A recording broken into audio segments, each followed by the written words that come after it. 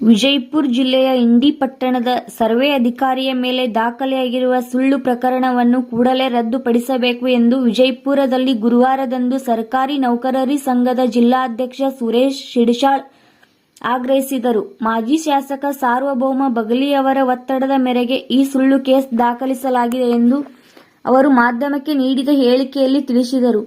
ಕೂಡಲೇ ಪೊಲೀಸ್ ಅಧಿಕಾರಿಗಳು ಪ್ರಕರಣವನ್ನು ರದ್ದುಪಡಿಸಬೇಕು ಎಂದು ಅವರು ಒತ್ತಾಯಿಸಿದರು. ಇವೆಲ್ಲ ಇದಾವೆ. ಮತ್ತು ನಮ್ಮ ಮೇಲೆ ಎಫ್ಐಆರ್, ಸರ್ಕಾರಿ ನೌಕರರ ಮೇಲೆ ಎಫ್ಐಆರ್ ಮಾಡಬೇಕಾದ್ರೆ ನಮ್ಮದೇ ಇಲಾಖೆದ ಒಂದು ಪ್ರಾಧಿಕಾರ ಇರ್ತದೆ, ಶಿಸ್ತು ಪ್ರಾಧಿಕಾರ.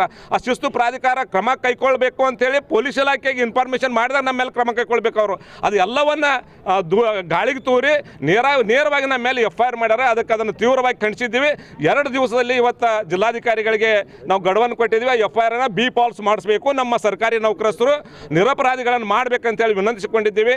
ಏನಾದರೂ 2 ದಿವಸದಲ್ಲಿ ಅದು ಇತ್ಯರ್ಥಪಡಿಸಿ ಇದ್ದಲ್ಲಿ ನಾವು ಎಲ್ಲ ಇಲಾಖೆಯ ಈ ಸರ್ವೆ ಇಲಾಖೆಯ ಎಲ್ಲ ಅಧಿಕಾರಿಗಳು ಬಂದು ಇಲ್ಲಿ ಜಿಲ್ಲಾಧಿಕಾರಿಗಳ ಕಚೇರಿ ಮುಂದೆ ಧರಣಿ ಸತ್ಯಾಗ್ರಹವನ್ನು ಮಾಡ್ತೀವಿ ಅಂತ ಹೇಳಿ ಇವತ್ತು ನಿರ್ಧಾರವನ್ನು ತೆಗೆದುಕೊಂಡು ಮಾನ್ಯ ಜಿಲ್ಲಾಧಿಕಾರಿಗಳಿಗೆ ಮನವಿಯನ್ನು ಮಾಡಿಕೊಂಡಿದ್ದೀವಿ ಅಂತ ಹೇಳಿ ಹೇಳಿಕ್ಕೆ ಇಷ್ಟಪಡ್ತಾ ಇದ್ದೀವಿ.